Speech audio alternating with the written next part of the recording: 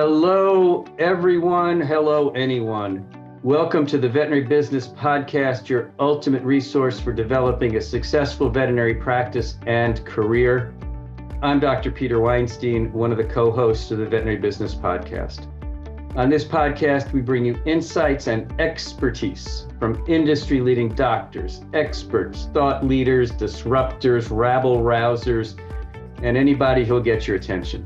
We cover a wide range of topics, including practice management, marketing, finance, leadership, human resources, law, and the list goes on. So, whether you're a practicing veterinarian, or actually somebody who knows what they're doing, a practice owner, a practice manager, or a veterinary student, or a tech student studying to be part of the veterinary team, this podcast is tailored to help you navigate the unique challenges and opportunities in the business of veterinary medicine. Every listener of this podcast is welcome to visit the website at www.veterinarybusinessinstitute.com for additional resources and tools to support your growth. You can also subscribe to our podcast on iTunes, YouTube Music, Spotify, and all of the popular podcast platforms. Today, I am excited to welcome a friend, a colleague, an influencer, a media personality, an ER veterinarian, a private practice owner, and somebody whose first name took me months to learn how to pronounce. So our topic today is Who Says You Can't Do It All?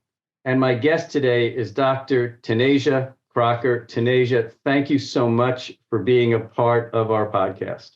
Thank you for having me. I am excited, and you nailed my first name. So well done.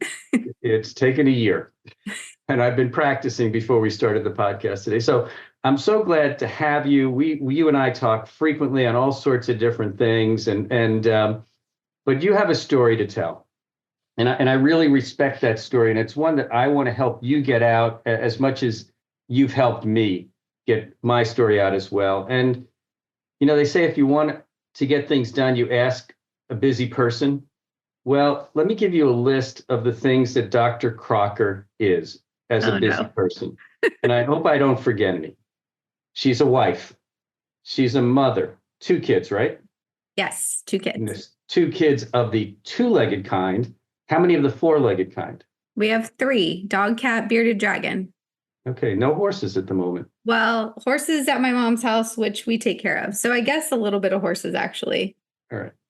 So wife, mother, pet owner, horse owner, practice owner, urgent care veterinarian for National Corporation, internet influencer, speaker, consultant, author, entrepreneur, contractor, networking person who did the work in building her expansion on her hospital.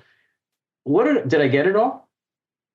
I feel like that's it. I mean, I sleep somewhere in there too, but I don't think napper really counts. So, well, Napster was, but not at the moment. If you want to go back to Napster and MySpace or whatever it was, we can go back there. Okay. With all that in mind, did you grow up? And I don't think you did, but with this in mind, did you grow up wanting to be Barbie veterinarian? No, definitely not. Definitely not. I grew up outside with horses, and all I did was get dirty, run around, and actually wanted to be a horse trainer or work with horses in some way. And my dad was smart enough to say, you know what, you could do that, but there's other ways you can work with horses too. And he got me with the veterinarians who came out to our barn. And I fell in love with veterinary medicine, with the women I saw who were working on our horses, who were so kind. And that's where it all started. And I will be honest, I never thought I would be where I am today, owning a practice, podcasting, speaking, traveling, teaching young veterinarians, but I absolutely love all of it. So you had the non-traditional but traditional approach to becoming a veterinarian. Where did you go to veterinary school? Texas A&M University. Woo! I went for undergrad and vet school. It was great. Life without parole. But But you also, if I remember right, you've also kind of been a traveler, even with your family growing up. You didn't just grow up so you've kind of seen the world even as you were growing up, right? Yes, I think part of the reason that I'm pretty adaptable and can talk to anybody is because I went to quite a few schools growing up, and I lived in 4 different states. So I didn't come to Texas until high school, and I lived in Louisiana, Washington State, and California before that. So kind of a big variety in the people I was around, the different cultures, the different places I was at. And I think it made me who I am today, honestly, moving so much and kind of having to start over so many different times. Kind of explains the neutral accent too. You really don't have that Louisiana or Texas twang. You got a Yeah, little and bit of trust me, everything. when I go to Louisiana, it gets much heavier when I'm around my family. But for the most part, yes, I've been so many places that it's not super, super strong. So, as a kid, you were horsing around and you found a niche in the veterinary profession. You graduated from Texas A&M and you became an equine veterinarian. I did. I did the equine internship. I went to West Coast Equine in California. So my husband and I moved there for a year. Absolutely loved it. I went into an internship eyes wide open. I'm going to work my butt off, but I'm going to learn a lot. The more I do, the more I'm going to learn. So worked, 80-hour weeks and was on call most of the time. We were by the beach. We only went 3 times in a year. Had like one vacation that was a week long, but I wanted to just learn and soak up everything I absolutely could. And then I left there after a year. We came back to Texas and I was an equine ambulatory vet in a truck by myself for 4 years after that, and saw a lot of things and did a lot of things. It was great. Did you know that I went to vet school thinking I might become an equine orthopedic surgeon? I did not. That's interesting. Yeah, there was a match race between, I think it was Ruffian and Foolish Pleasure in the 70s when I was working at a veterinary hospital, and Ruffian broke down on the track and had to be euthanized. Oh, no. And I went back and I was talking to the veterinarians and I said, why do we have to put horses down when they break a leg? And so, when you're 16, 17 years old, you really don't understand the physiology and the anatomy. And so I got a fairly good explanation. I convinced myself at that point in time that I was going to become an equine orthopedic surgeon and no horse would ever be put down on the track again. Oh, yeah. Yeah. That's a big dream, but I can see where that didn't quite work out. Yeah. And then when I started to learn anatomy and physiology and risk factors, and I saw what a stallion could do when they weren't happy, I said, I think equine small animal internal medicine will be better. I will tell you though, give me a huge horse any day that's angry and trying to kill me over a cat. Like those angry cats, when they get that low growl and that hiss, and then you just know they're about to explode, that terrifies me way more than any large horse that is pissed off. But that's probably just what I grew up with and what I'm most comfortable with. Well, I think when your kids get older and that teenage daughter gives you that low growl, you'll wonder whether that would be the cat or the horse or the daughter.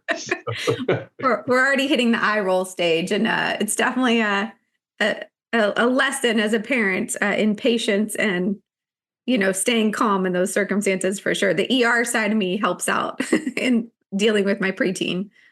And I think I learned so much in doing equine, and I wrote a lot of equine repro in Central Illinois when I was in school. But from a lameness standpoint, I really love doing lameness exams on dogs from doing lameness exams on horses. But it's not about me today. It's about you. So what happened, if anything, that changed your direction from the equine world to the companion animal world? I think that one, if you had bet me $1 million in vet school, would I ever not be doing equine? I would have said, you're crazy. I never thought I would leave. I still absolutely love it. And I always want to make sure that people know that I don't regret doing equine. I think if people have any interest, they should try it, and that a lot of people are doing it better and making it more sustainable. Unfortunately, when I got to a certain point in my career and we decided to have a child, I was at an all male practice and I was working 60-hour weeks and I was 50% on call. And I actually worked up until I had my kid. I, never really had to take off. I would throw up on the side of the road driving between calls and, make sure I stayed hydrated. But I was very much like, I can do this. I can be pregnant and have a kid and still do equine medicine. And it felt like I had to prove something to myself and everyone else. And then I had my kid. And at the same time, my husband got a promotion and he started traveling more. And I did not adjust my schedule at all. So I went back to work at 8 when she was 8 weeks old. And she was in daycare, but I was still on call. So at night, I would have to get her up when he was out of town, put her in the car seat, and take her out on calls with me. And there was just several times when that was a really difficult situation physically and emotionally for me and for her. And it hit a point where I just have always been like, I'll work harder. I'll just work harder and it'll work itself out. And my husband finally had to say, it's not working, which was really hard for me. And he said, you're not healthy, you're losing weight, you're not sleeping. And so I went to my boss and I did what, I think everyone should do. And I said, I need to make an adjustment. I love what I do. I love my job still, but I physically right now, I need not to be on call as much. I need to.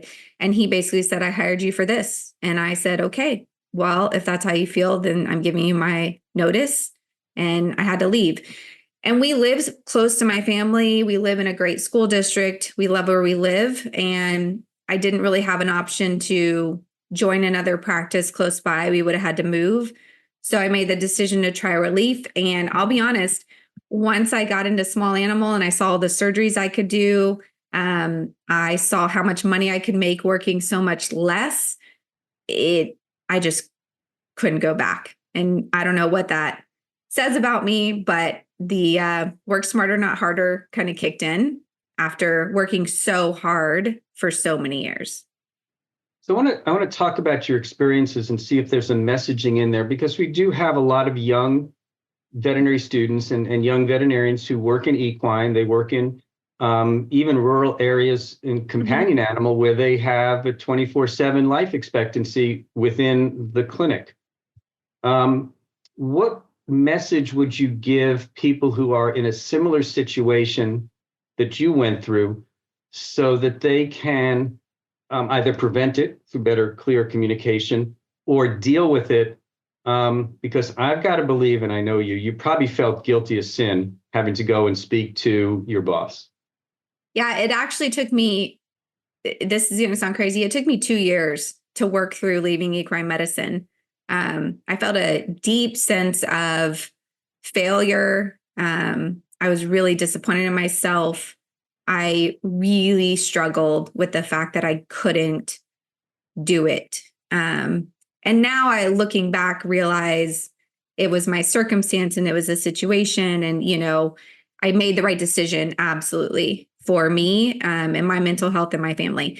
But I think there's a couple of things, and I don't know how you feel about this. This might be a segue a little bit, but I think the hard thing is a lot of the people in equine medicine that are very successful, a lot of them are men. A lot of them had a lot of support with their children and with, their life. A lot of them were in equine medicine for a long time without having people have the access that they have to us now, and also without the expectations that people have now.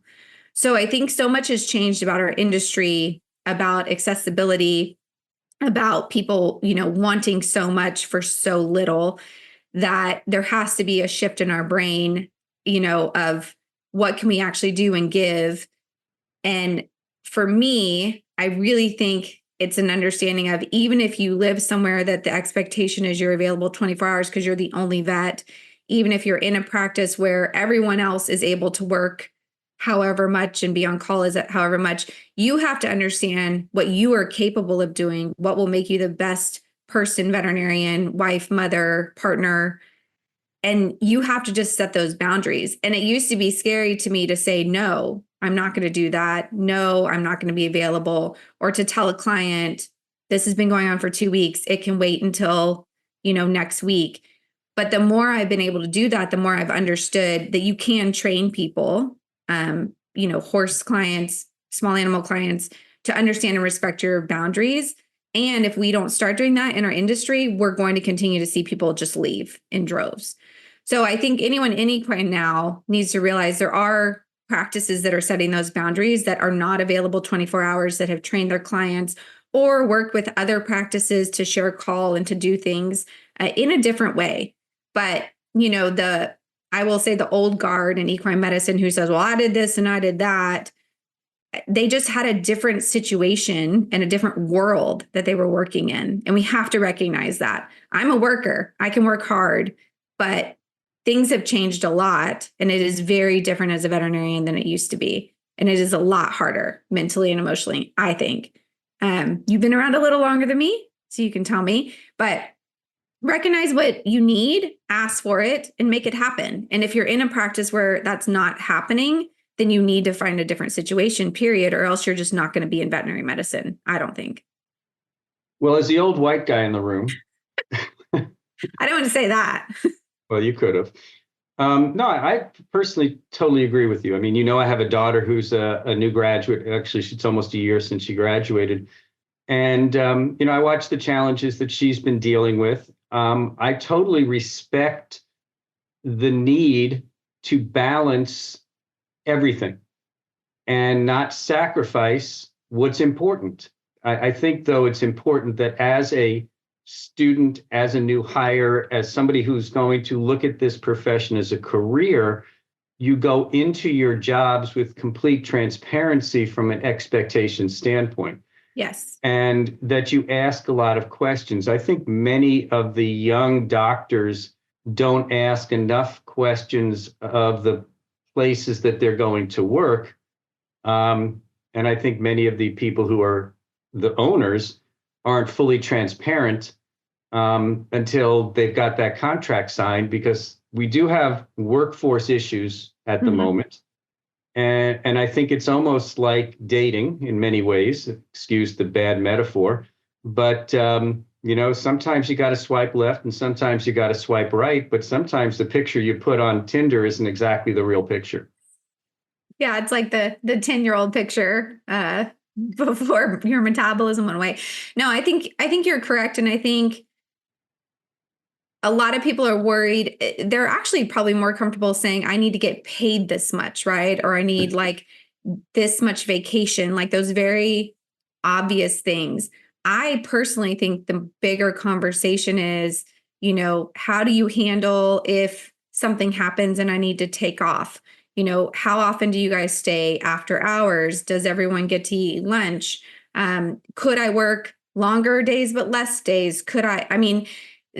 Really figuring out how much flexibility and support there is in a practice will help you in the long run, whether you're in small animal or equine or whatever. I also think, though, for practice owners, what I've realized is I would rather have somebody in the building, and it might not be 40 hours, but man, if I have them for 40 hours and they're working okay, but not at their best because they don't want to be there 40 hours.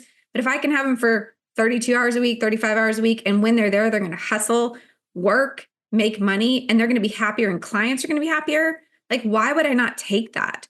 So I have, 2 vets that work for me and neither of them work 40 hours a week. We make money, clients are happy, the team is happy, and my vets are happy. So I agree. Ask for what you want and make sure you're very clear about it and see what they're willing to do. But the whole well, we've always had the schedule like this, or we've always done this, or we've always been on call 24 hours, or we've always been open every Saturday.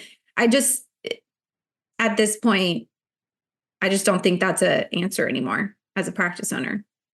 So I don't know if you've heard this before, and you may want to write it down. I don't know. A squared equals G squared. I've not heard that. No. Okay. If you always do what you've always done, you'll always get what you always gotten. A squared equals G squared. And that's part of what we're dealing with. Honestly, scheduling now is a game of Tetris. It's not a linear Excel file. Correct. You put pieces together to fill in the gaps. And you do that for clients and you do it for your staff. And we, as a profession, and I'm guilty of it, and I know you're guilty of it, we try to be everything to everybody and sacrifice ourselves by doing so. And human healthcare does the same thing. And we've got tremendous parallels in what we're dealing with on both sides. Right. But it also leads to shorter life expectancies within the profession. And I think we have a bigger problem with retention within the profession, where we won't need to acquire more doctors if we could actually just keep the ones we have happy and working within the profession. Absolutely. I mean, I honestly think I would still be in equine medicine, probably owning and running a large equine practice, if back then my boss had said, I get it. Let's adjust your schedule because that's what you need right now. And then let's, circle back in 6 months. And I am actually still friends with him. I still know him. And he says one of his biggest regrets was he didn't work with me, because he really felt like I brought a lot to the practice, and he knew I wanted to be an owner, and I could have bought it eventually from him. And he said too, that the only time he saw his kids when they were growing up was when they were in the truck with him riding around to a call. And so he's glad I made the decision I made. So, hearing those things is validating to putting my family first. But why did it have to be such a hard decision? Well, and why did you take 2 years when why did you beat yourself up to get there? So yeah. Because you were committed, and maybe there's a rubber room with your name on it somewhere. So. I'm in therapy now, and she helps me with a lot of that. So, all right. So over the last 10 years or so, your focus has changed from horsing around to dogging it and catting it, and you went from relief, and then you did some companion animal, but not that long ago. What is it? 3-4 years ago? 3 years. You moved into urgent care. Yeah, I moved into, I guess, emergency because it's 24 hours. So it was a very, and I don't know about you, but my life is very much, let me see what opportunities are out there. Let me just network, meet people. You never know what is available. And I tell people that all the time. In this industry, you can do almost anything with your degree, right? So I actually was writing articles for DVM 360 and doing a couple other things. And they asked me to go and see Veterinary Emergency Group, which was doing open concept ER, and check it out and write an article. Cool, great. So I went and I spent a shift there. I actually knew one of the doctors, hung out, and I absolutely loved it. I loved the open concept. Honestly, coming from large animal and equine, it made perfect sense to me to be in front of the owner, to explain things as you're doing it, to keep, people and their pets together. And so I just kept saying, like, this is great. I asked a lot of people their stories. Why'd you join? Why do you like the open concept? And I just kept hearing the same thing. I was burnt out. And this has helped me love what I do again. Pet owners see what we do. They value it. They're thankful. So it really resonated with me, but I loved my job. I was at a small animal hospital that was great. I had a wonderful schedule. I got paid really well. I had no responsibilities outside of that. But I think they could tell I liked it. So they started kind of saying, hey, would you be interested in joining us? And I was like, no, I like my job. And then I honestly talked to them for 9 months. And eventually they came back with a proposal that really worked for me and my family. And part of that was actually getting to teach and train new grad veterinarians and visit veterinary schools, which I absolutely love to do. And so I decided to try it because I'm very much if I'm going to regret not trying something, I'm going to do it. And I am really happy I made the transition. I love working ER. I like how hard it is. I like how challenging it is. I like doing surgery, and I love teaching and training the next generation. So yeah, I made the switch to ER only. I thought that was it. I thought I was done. I'm going to work for somebody. I'm just going to cruise. But life is always interesting. So yeah, well, you, there's I was at a meeting in Myrtle Beach, and one of the guys who's the host of the meeting, looked at all the different things that he did, and he said, Peter, you're like a fart in a skillet. And I don't know if you've heard that term or not before, but it's a colloquialism about just bouncing all over the place because you can't get settled down. Yeah. And I see Tannetje in that same fashion, although I probably wouldn't use that terminology for you. But so you did the ER stuff, which is probably good because you get to be home with your kids somewhat during the day, and you could probably help them a little bit with their homework and whatnot. They're going to bed at night anyhow, so you weren't missing quite as much, except if there was a Little League game or something like that from that standpoint. But then, not that long ago, you had an entrepreneurial seizure. Yeah. Well, okay, let's be honest. It's not outside the realm of possibility that I would buy a practice. One, I've always wanted to. I thought I would do it by 10 years out of school. And then because of the situation I was in, that opportunity hadn't presented itself. We were very much toying with, do we build a practice? What do we do? And then Veterinary Emergency Group came along and I was like, this is a great opportunity. Let me try it. Maybe I'm not supposed to be a practice owner.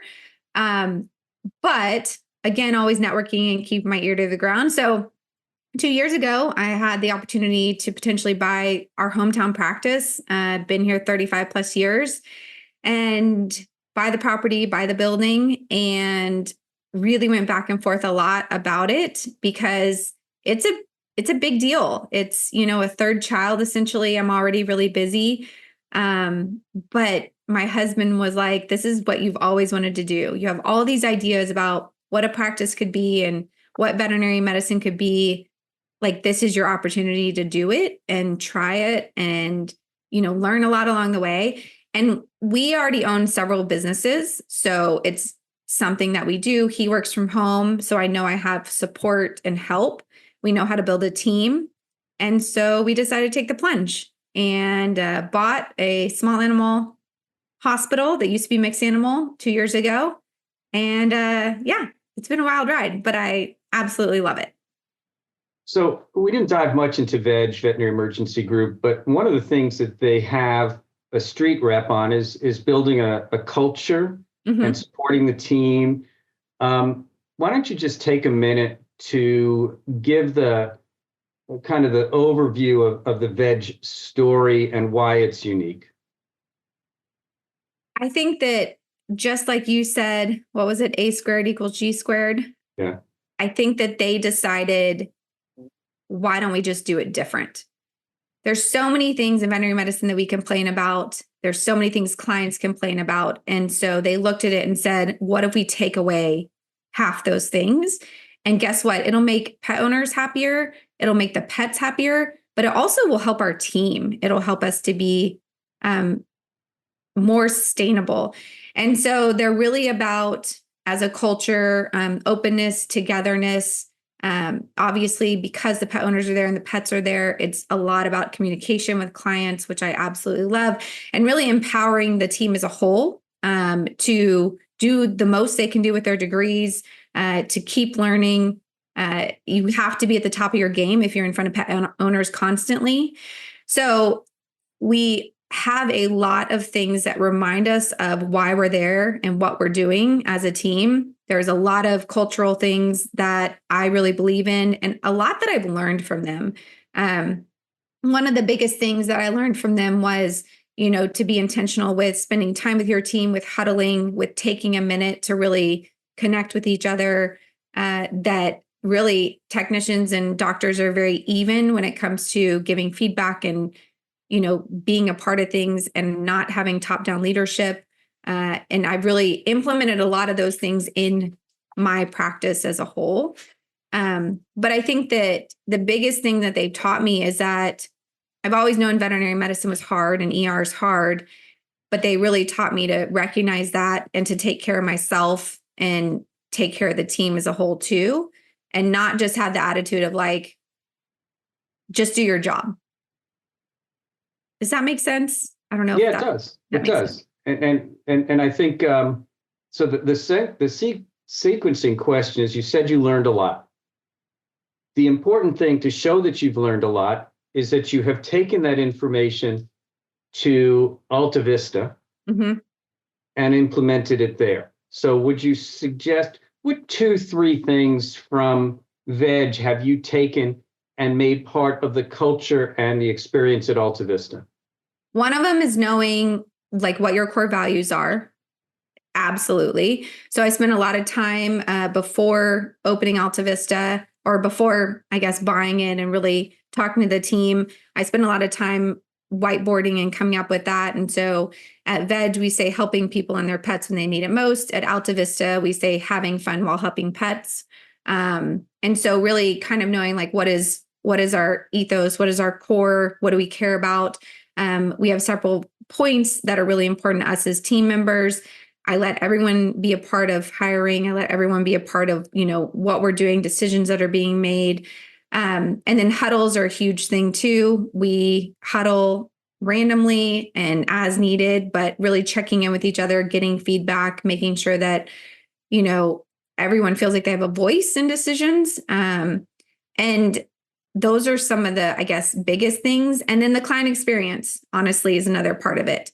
I think there's this weird, and you can tell me what you think, there's this weird thing in vet med where we feel like we either have to have really strong values and prioritize our team and really kind of keep the clients in check to make things work, or we have to cater to clients, say yes to everything, and our team suffers because of that. And I just don't believe in that. I think Veg has shown me you can take care of clients, you can find a way to say yes, but also still have your team feel heard, feel valued, and feel supported.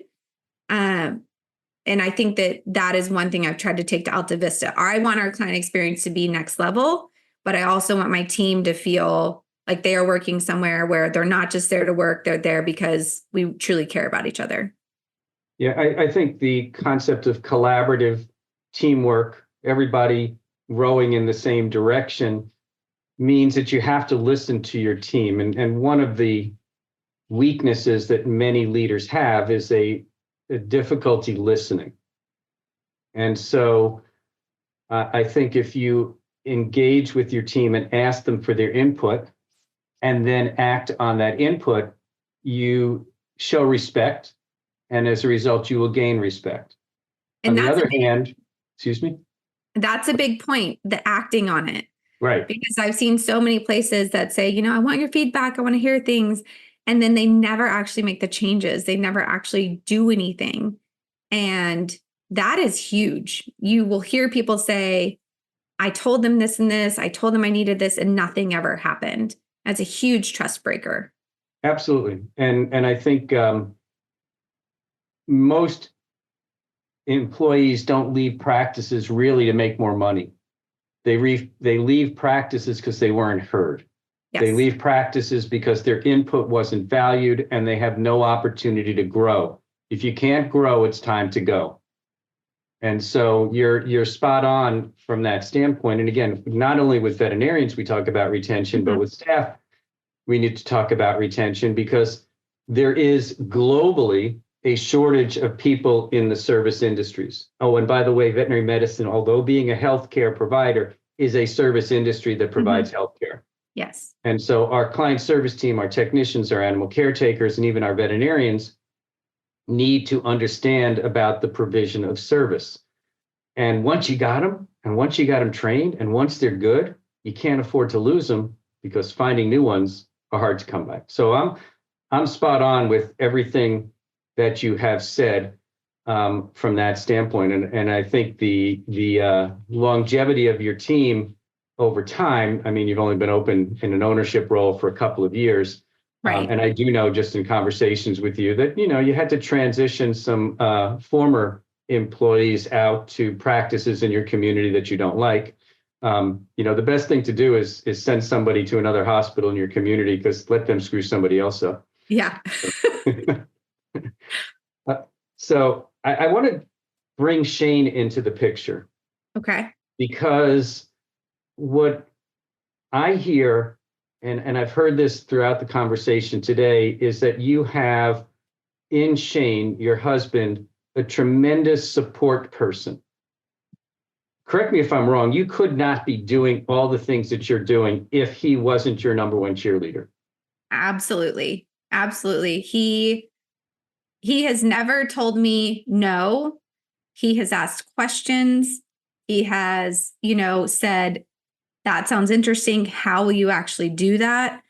But he has 110% supported all my crazy ideas, all the things that I wanted to do.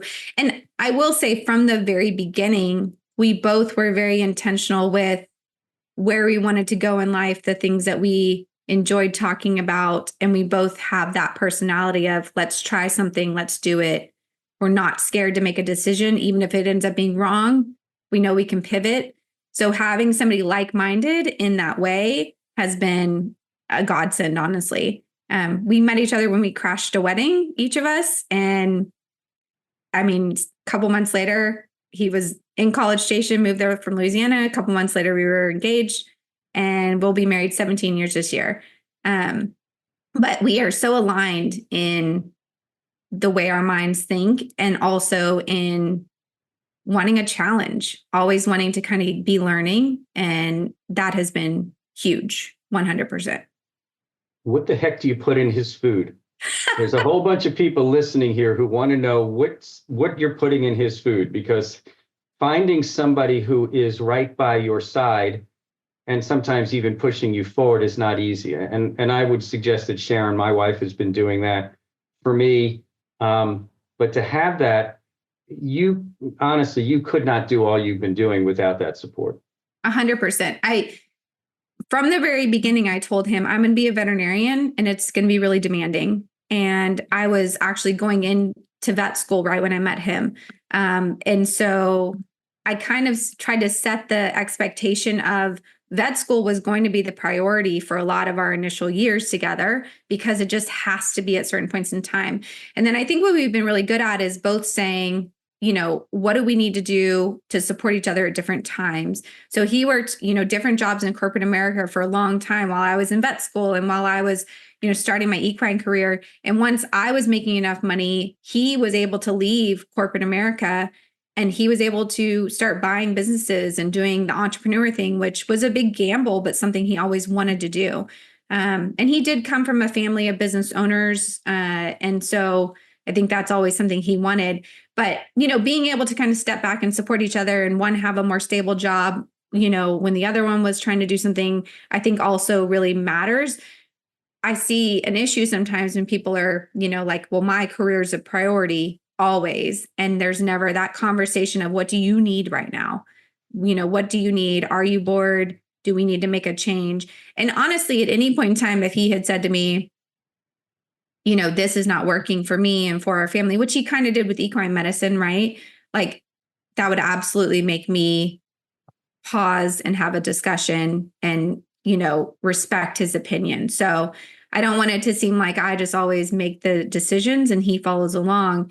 But I think we're just aligned in where we want to be in the long run, that we just think alike. I don't know. So how many times a day do you call for a huddle with Shane? Not that often, but I do joke that like on date nights, we always say we're only going to talk about like the business for 10, 15 minutes and the kids for like 10 minutes. And the rest of the time we have to talk about other things. But we do have finance meetings at night, sometimes in bed, which I told him I'm not going to talk about numbers after 10 o'clock at night because my brain doesn't work anymore. But it is funny when he pulls out an Excel spreadsheet. I don't know if you know anybody who's really good with Excel. He's very proud of his spreadsheets. He'll show me all the things and say, if we can just do this, look at what it'll do to revenue. And there's this cost. And if we can bring this down and if we can increase this. And I mean, it changes everything. So I've learned to be very appreciative and praise him for his, Excel skills, because it is very valuable. But it's just funny how excited he gets about it and showing it. So. May I suggest next time you have a conversation about that you don't talk about saying that you have expense conversations with your husband in bed, because it really sounds like you're doing something else besides talking about the business. No, there's a computer. We're just sitting there. That's all it is. All right. I just didn't know if there was something transactional going on. No, not in that case. So I'm just curious. You got two kids. They're involved with different things. I know you're your son does baseball, right? He does soccer now. Soccer now? We're in soccer season. Yes. Okay. Yes. And your daughter is involved with different things as well, too. Yeah, she plays club volleyball, which is next level intense in Texas. Like we Right. travel out of state, all the things. So you have to sit down, I would assume, with you and Shane and say, okay, I got this covered, you got that covered. Sometimes one of you is with soccer and one of you is with volleyball. Part of life is scheduling, isn't it? So now you almost run a veterinary hospital within your house in terms of scheduling who's going to be where. Yes, that is exactly what we do. Fortunately, because of his flexibility and working from home, it is easier. And then I've gotten a lot better about asking for help. So most of these teams, we have friends that are also on them. And so, sometimes it is that we take Corbin to soccer, but then Izzy needs to be somewhere. And so a friend will, bring Corbin home for us and we can take Izzy to where she needs to be. But that's all the different pieces of the puzzle, and you just got to kind of play with it and see what works and see what shakes out. But my parents were always so supportive of me with riding horses and doing stuff. And Shane played baseball, and he played baseball in college. And so, his parents' life revolved around him and baseball. And so we always say, as long as our kids love it and they're trying hard and they're doing their best, then we'll support it and we'll find a way to make it happen. And if anything I was doing interfered with that, I would make an adjustment. I definitely think my kids and my family are the priority.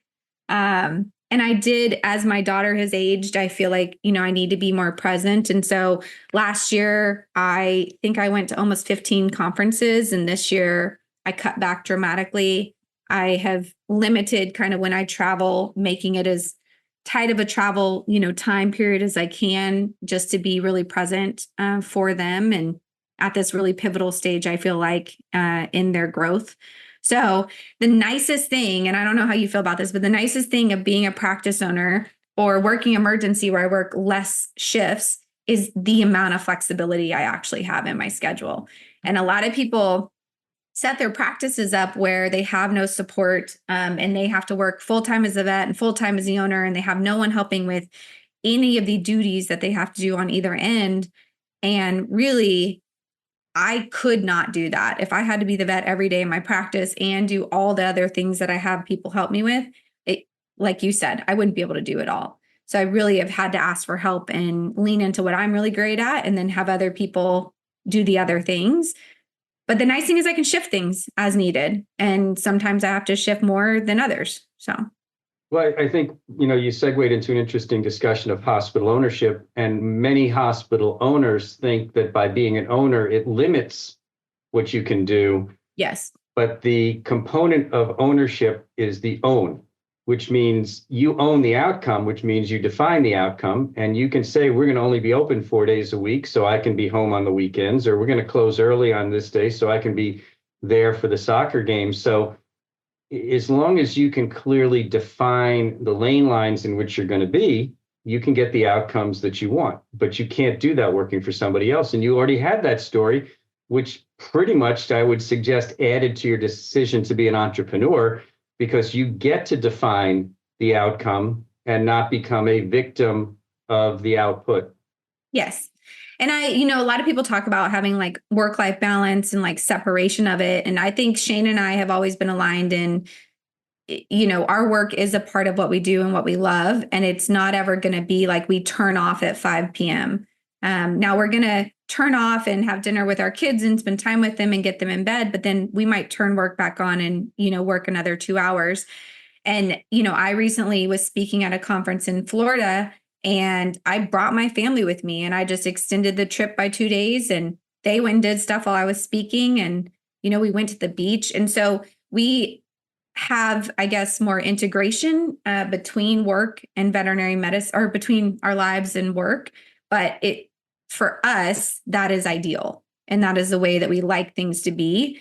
I like my family being a part of what I'm doing and seeing how much I love it. And they, I think, like it too. So for the listeners, you can't see this conversation that I'm having with Tannetje, but I'm having a conversation with Tannetje, and I've got a black cat with Yeah. one eye looking at me on my screen, who's also been trying to rub up against the microphone, and has integrated him or herself into the conversation, because I think he or she wants some attention. So, Tannetje, if you would take a moment to briefly introduce the black cat that is sharing our conversation. This is Mr. Bobby, and he is the best cat in the world. I'm obsessed with black cats. I actually got him because I was working ER shifts a long time ago doing relief, and he was blocked, and it was like his third time. And the owners did not have financial resources to keep him on special food or hospitalize him. So they were going to put him to sleep. And I literally was going to push the euthanasia solution in the catheter. And then he purred and was like rubbing up against my face. And I have never done this in so many years, but I just said, I can't do this to this cat. And so we talked to them and just said, if someone can take responsibility for him, are you okay with that? And they said, absolutely. And so I adopted him. He had to be hospitalized like 7 days. He had a really bad blockage. But I've had him ever since. We've had him for, I don't even know, 10 plus years, and he's the best cat ever. So. Well, Mr. Bobby, thanks for joining us. I appreciate it. I want to pivot completely from the clinical side of things to your right brain side, and talk about social media, speaking, writing, et cetera. What made you decide that you wanted to have more of a platform than just in your practice, and to have a more global outreach? What lightning bolt jolted you on that one?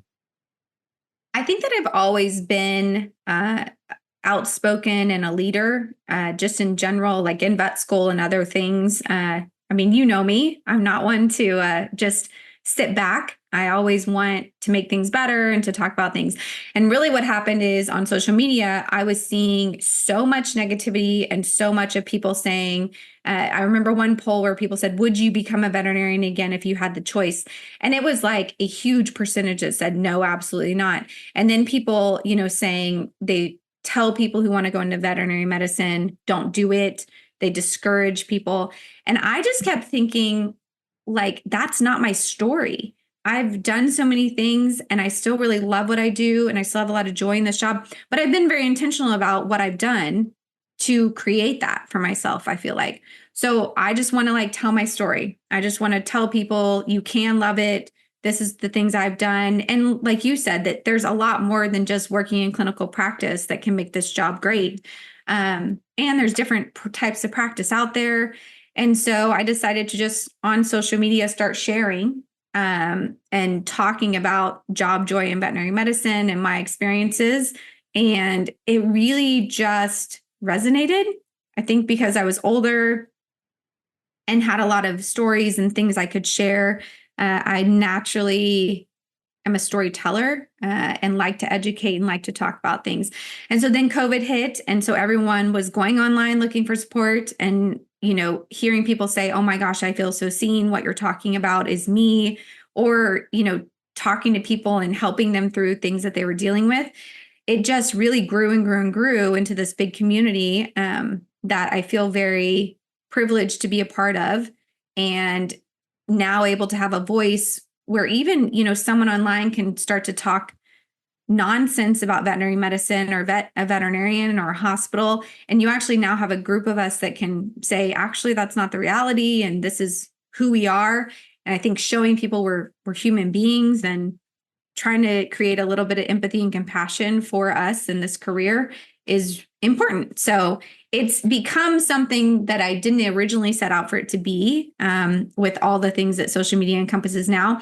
But through that, I had people reach out and say, would you like to speak, at the vet school or speak here? And then would you like to speak at Fetch? And so I started creating talks and doing more. And that has just grown where now I help with conference planning. I help set up speakers and talks and tracks and try to make things a little more fun and interactive at conferences. And so like you and I will be podcasting live at AVMA. I'm excited about that on the exhibit floor. So it really just spiraled. But to me, it was just all about putting myself out there and putting my story out there, having it resonate, and then having that really grow into, as a whole, I guess, educating and entertaining people. Yeah, not only are we going to be doing a podcast, but we'll be doing a talk together in Leon, Mexico in September as well. So what I have appreciated of what you've been doing, especially on Instagram, I don't go on Facebook as much, but is your messaging is positive to the profession, but you're also educating the pet owners, and you're also highlighting the team. So you've done a great job of really touching on all aspects of things. And every once in a while, your kids are in the videos as well. So you've really done a nice job of fully balancing everything that is there in the face of all of the other things that you have to balance from that standpoint. So well done. Well, thank you. I appreciate it. It's actually fun. It's fun to, like you said, be creative, use the other side of my brain, make a video, do something silly with the team. And when I have a pet owner comment, like if I do post about something tough in the ER or something educational and have a pet owner comment, say, I never knew that, or you know what, I'm going to thank my veterinarian next time I'm in, like y'all's job is really hard. Those are the reminders of why I'm doing what I'm doing. And with everything else I have going on, why it's still really important to show up and keep talking about things and keep educating. So I'm going to try to wrap things up a little bit. and I want you to touch on some messaging. Here's a platform for you where you're not actually the host, so you can say what you want. Yeah. And when we started this conversation, we did a little bit of a pre-talk. My important message that I wanted you to get across is that there are no limitations to what you can do once you put your mind to it. So if you had a student or a group of students in front of you, and we have some student listeners, what message do you want to tell the current future veterinarians of the world? I want to tell them to dream big, think outside the box, and actually do it. And don't be scared to be different, to push the boundaries, to ask for what you want. You can be empowered to do anything in this profession. You can go anywhere. You literally could go to the middle of nowhere and set up a box and take care of animals. And so there shouldn't be a fear of making a change if you're unhappy. And if you are somewhere where you're trying to make a change for the better, or you really don't feel valued and appreciated, I promise you there's a place for you in veterinary medicine, and you need to keep looking and don't ever feel stuck. Okay. Next. Yeah, no, I love the fact that be a no limits thinker. Yes. So the next audience are those who might be in clinical practice or might be in students thinking urgent care ER. Yes. What are we going to tell them? I would tell them it's not for everyone. Okay. I would tell them that it is one of the hardest and most rewarding things that I've done in veterinary medicine, and that challenging yourself and continuing to learn, but helping pet owners at the worst moments of their lives and helping pets is pretty incredible.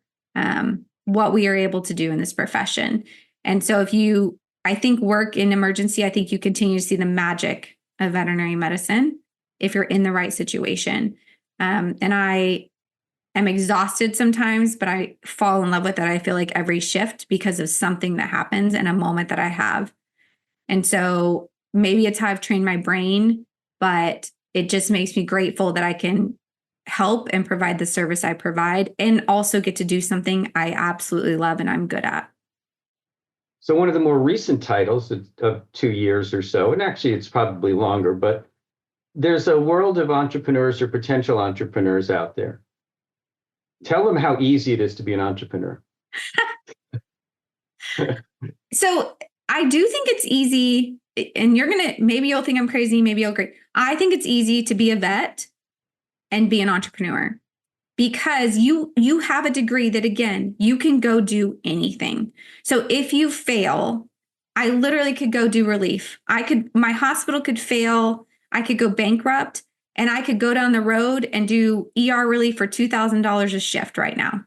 Like, there's such a need for our services and what we do that the fear of failure, to me, shouldn't be there. So that's why I think, like my husband even said, this industry, getting financing to do things, trying things, it is such a solid industry. It's such a needed service that you're not going to fail unless you just can't run a business at all, which if you don't know how to run a business, there's resources, right, that you can learn. And we are learners. So I would say being a veterinarian and being an entrepreneur go hand in hand. And I think it actually makes each one better, because to me, I have less fear because I have such a skill set and a degree that I can go do anything with if it doesn't work out. The percentage of veterinary hospitals that succeed is the same as Tannetje's GPA at Texas A&M, 99.6. That's actually a great stat, 99.6. That was not my GPA though, but thank you. Appreciate it is that. Almost impossible to fail in a veterinary field from that standpoint. Yeah. And we know, I mean, let's be honest, we know people that, like, I know people that do home hospice, right, out of their vehicle, and they have like barely a truck full of stuff and they just provide that service. We know people that consult online. We know like there's so many things you can do with this degree. Don't feel stuck. That's all I can say. Absolutely. So, Mama Dr. Tannetje, tell the veterinary parents out there how to balance all of that. You can't do it unless you have support. Okay. Period. And it doesn't have to be a partner, but you have to ask for help, and you have to rest and reset when you need it. You have to know your limits, but you absolutely cannot do it by yourself. And then finally, the internet, social media, I mean, it exposes you. Yes. In many ways. And so you have to have a pretty thick skin to do it. But, what would you tell people who want to become more involved with the internet and use it to their advantage? I would say you really have to know why you're doing it. And I wouldn't ever just do it because you want to be an internet superstar in this profession. I think you have to have a bigger purpose. And I would say, yes, you absolutely have to have a thick skin, because unfortunately we eat our own in vet med, and the people that have been the harshest critics to me are people in our industry. And that is a tough pill to swallow sometimes. But it also is a testament to why we need to keep talking about what we need to change in this industry, when I am getting the most hate and disrespect from people that are my colleagues. But you have to have a thick skin and know why you're doing it, or else you're not going to. Sorry about all the bad things I've said about you. Yeah. Why are you always talking trash? Trolling me. I'm a lurker.